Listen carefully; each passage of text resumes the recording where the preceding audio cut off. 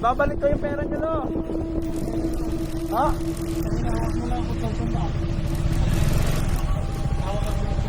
Ano po kasi?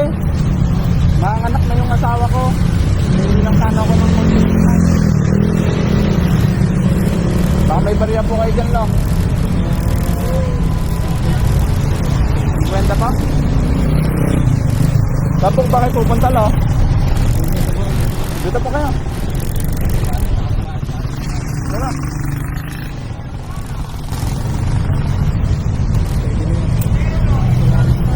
Halika po. Saan po kayo punta?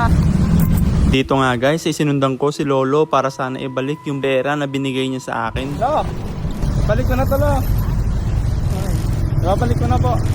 Sige na. Guys, sa inyo na po. Thank you po, lo. Dahil makulit nga ako guys, ay sinundan ko pa rin si Lolo para sana suklian ang kabaitan niya na ginawa sa akin. Dito nga guys, nang tatawid sana si Lolo ay pinadaan ko nga muna siya. Nagngitian at kumaway pa nga kami sa isa't isa dito guys. Pero hindi ko inaasahan ang mga susunod na mangyayari. Dahil habang naglalakad nga si Lolo guys, ay huminto muna ako sa gilid para abangan sana siya at bibigay ko na yung sorpresa ko sa kanya. Pero yung inaasahan ko sana na mangyayari ay iba pala. Di ba binigyan niyo po ang 10 piso?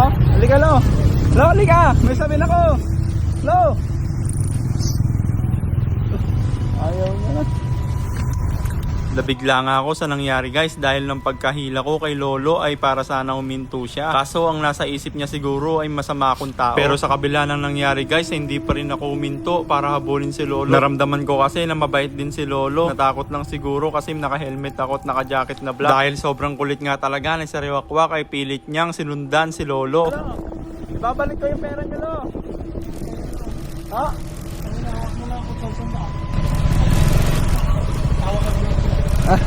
Sige po, thank you. Bigo man ako ngayong araw ay humingi pa rin ako ng pasensya kay Lolo. Ibabalik ko yung pera nyo, lo.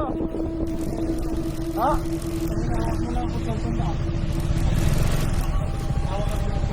Ano po kasi?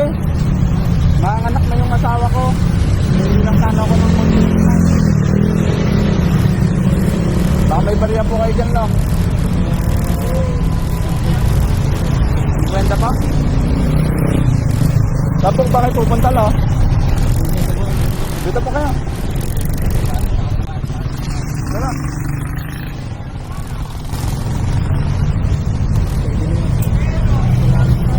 Halika po. Saan po kayo punta?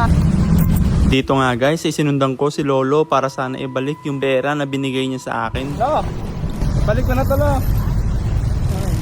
Balik ko na po. Sige na. Guys, sa inyo na po. Thank you po, lo.